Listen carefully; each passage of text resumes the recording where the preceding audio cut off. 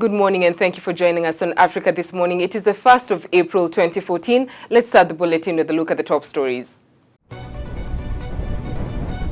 Global climate change. UN expert panel releases report showing that emissions will amplify risk of conflict, hunger, floods and migration. Kenyan cabinet appraisal. First of series of detailed breakdowns on the Kenyan cabinet and the progress made. We are cutting down. In the run-up to the polls, Egypt's presidential elections will be held in late May according to the Electoral Commission. 6 people were killed and dozens seriously injured in a blast in Nairobi's Eastleigh estate yesterday evening. The attacks occurred at Sheraton Cafe and the new Kwamuzairua Super Grill Center, which are barely 300 meters apart along Eastleigh's 11th Street around 7:30 p.m. Eyewitnesses said the devices appeared to have been thrown towards a bus stop and a food kiosk as people made their way home for the evening. According to Nairobi's police chief Benson Kiboe, 6 people died and 25 were wounded in the blast.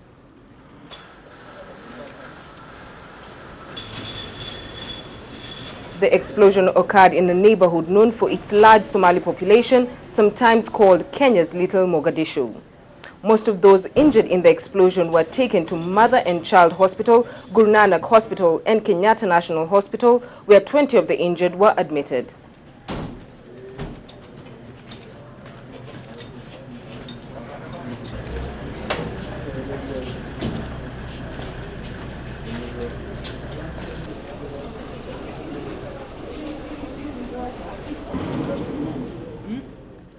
The International Criminal Court has once again adjourned the commencement of the date of the trial in the case against President Uhuru Kenyatta to the 7th of October 2014. This will enable the government of Kenya a time-limited opportunity to provide certain records which the prosecution had previously requested on the basis that the records were relevant to a central allegation to the case. The chamber directed the prosecutor to submit within 2 weeks to the Kenyan authorities a revised request to produce financial and other records relating to President Kenyatta.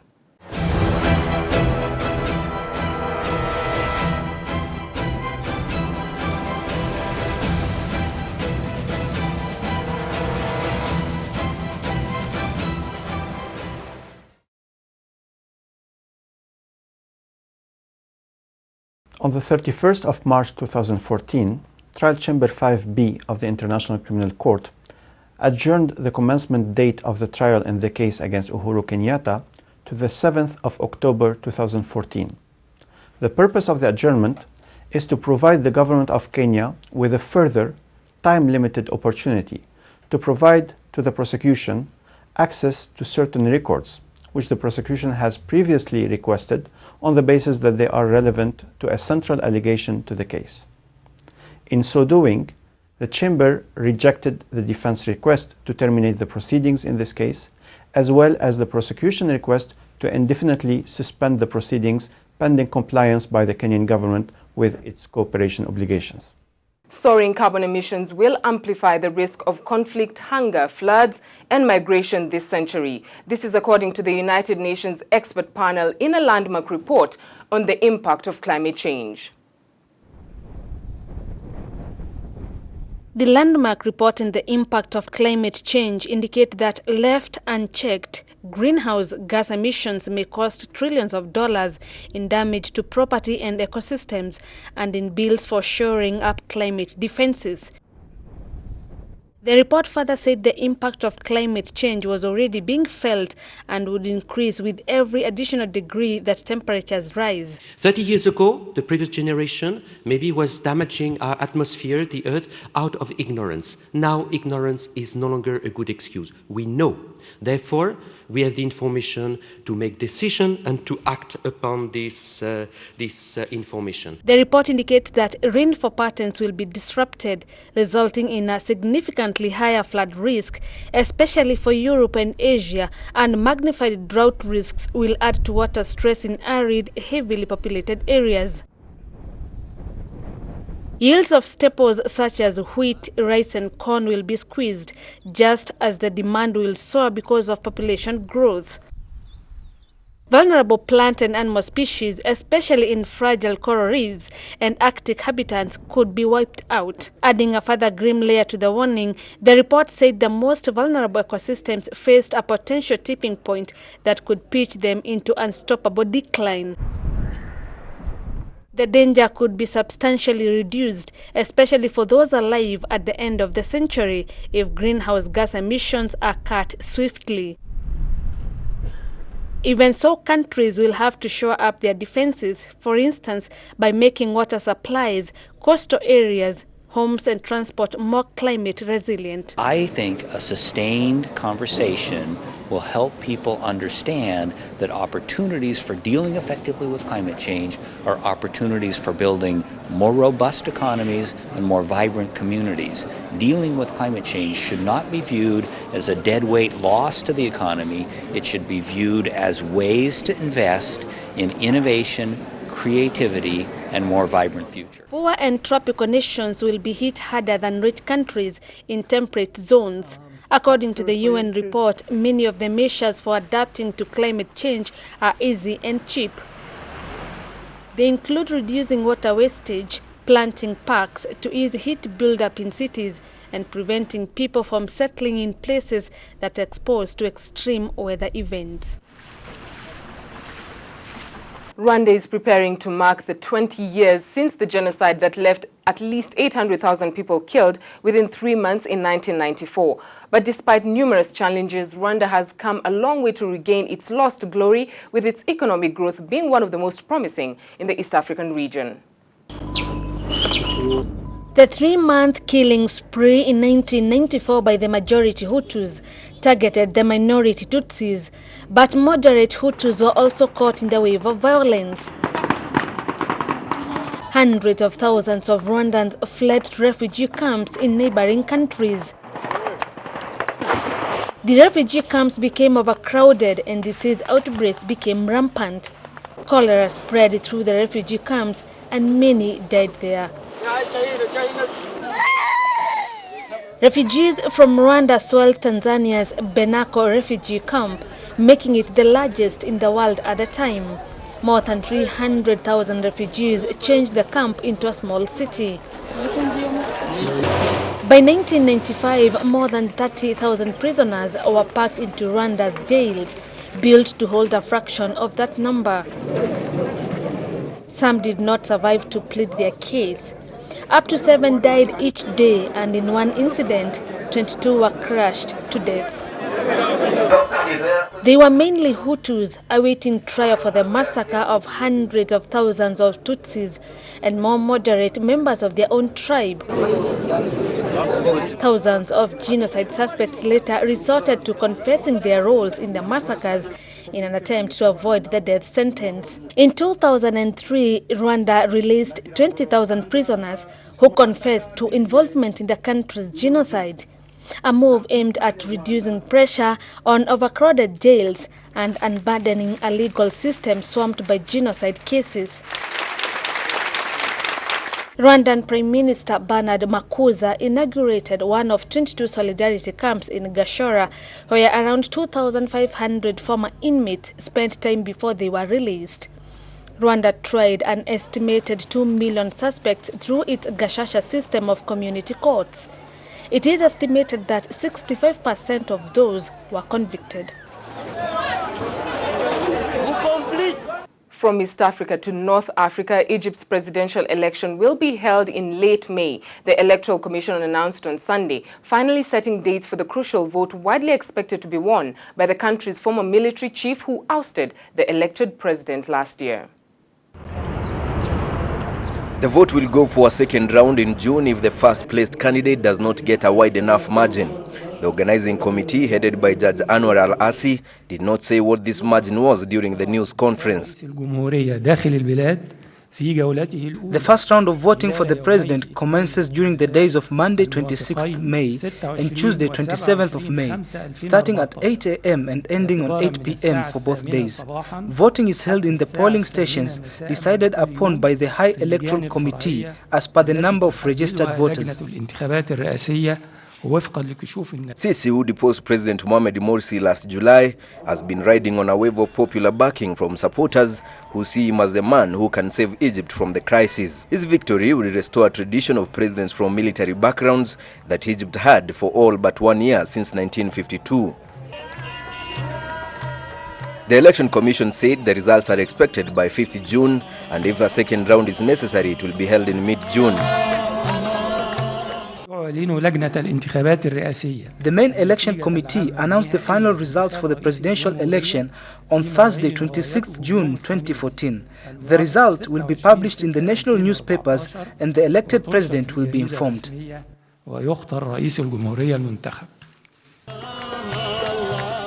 Candidates may conduct their election campaigns between May 3rd and May 23rd.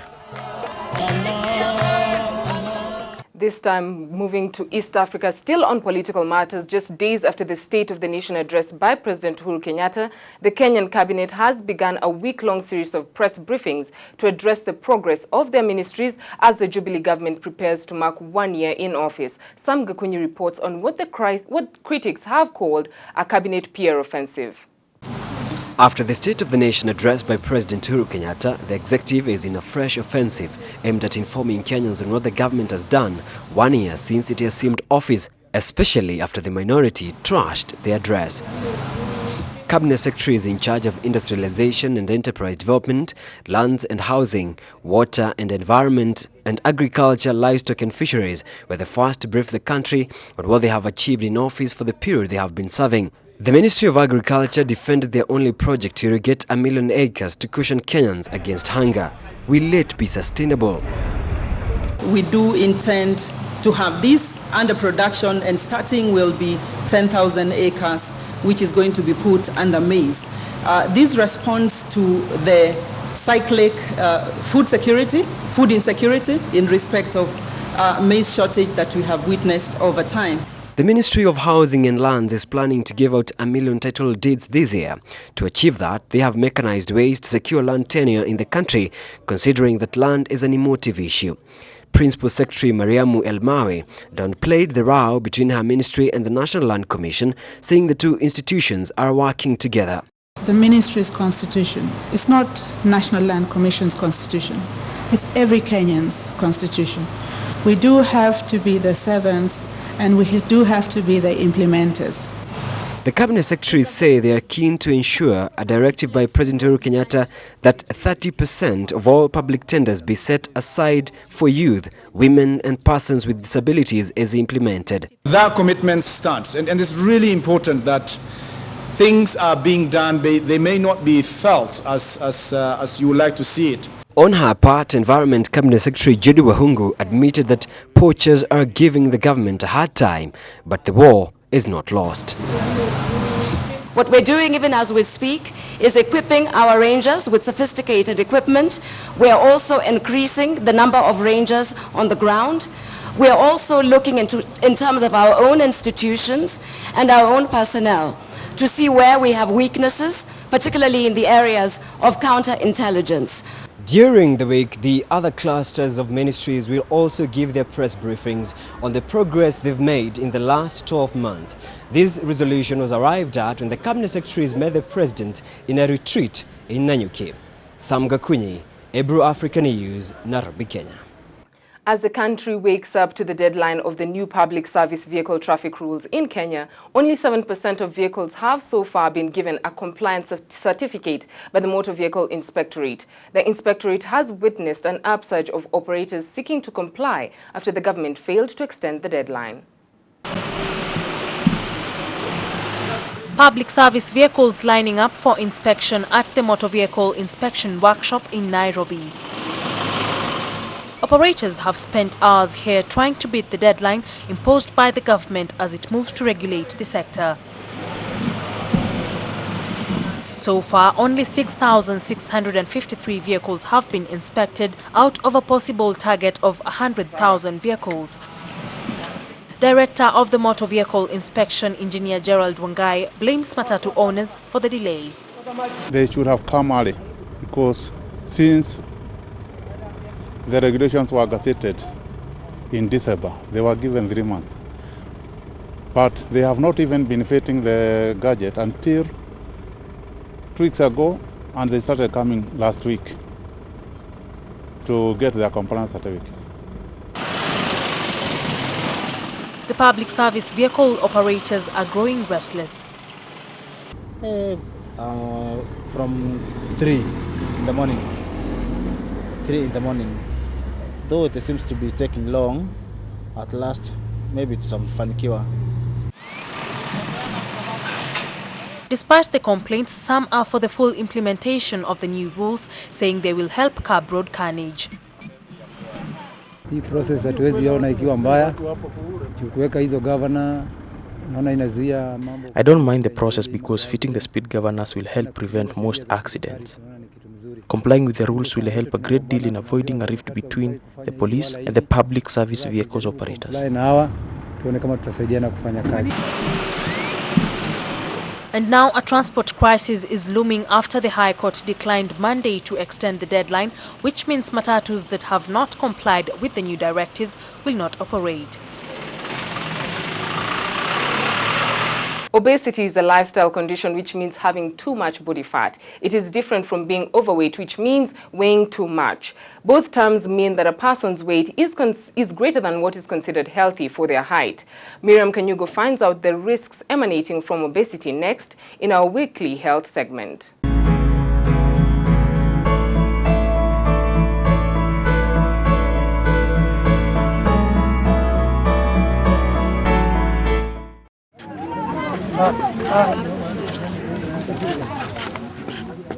Malnutrition claims 12 million children annually in Africa, despite concerted efforts to deal with it.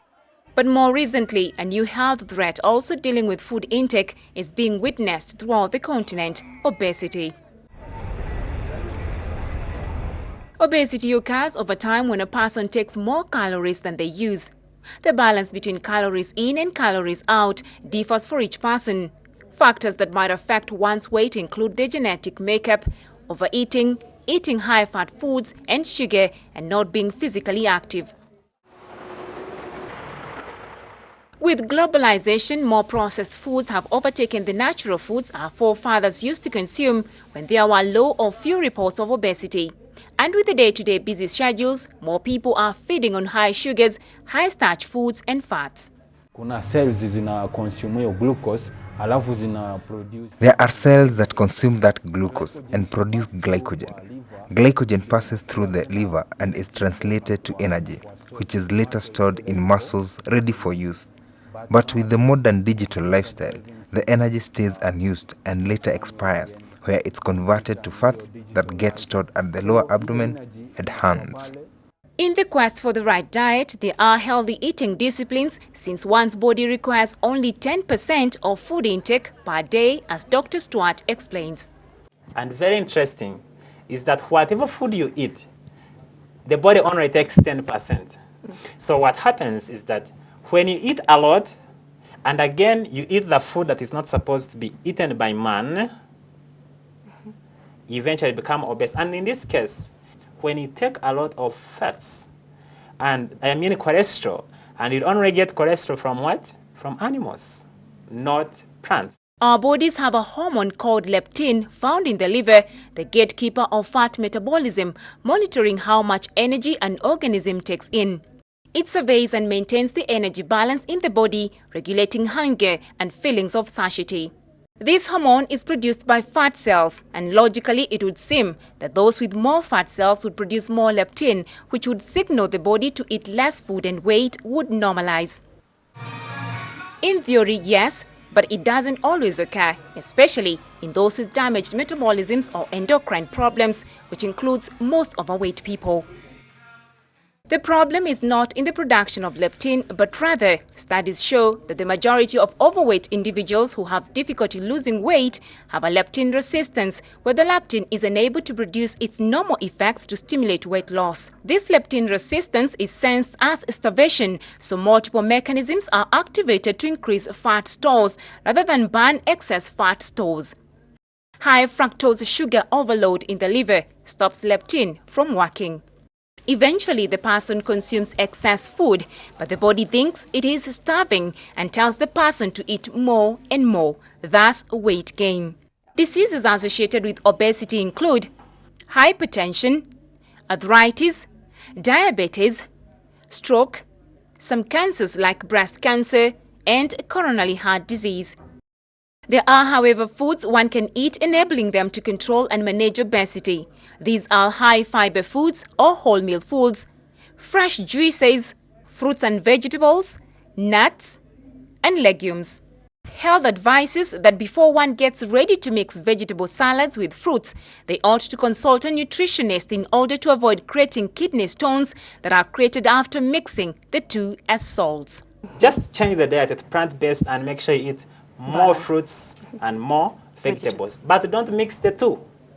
When you mix vegetables and fruits, you are going to develop kidney stones. As the English saying goes, a stitch in time saves 9, and it is not too late for anyone to get back to a healthy eating lifestyle and also exercise in order to keep fit. For Healthful Living, I'm Miriam Kanyugo.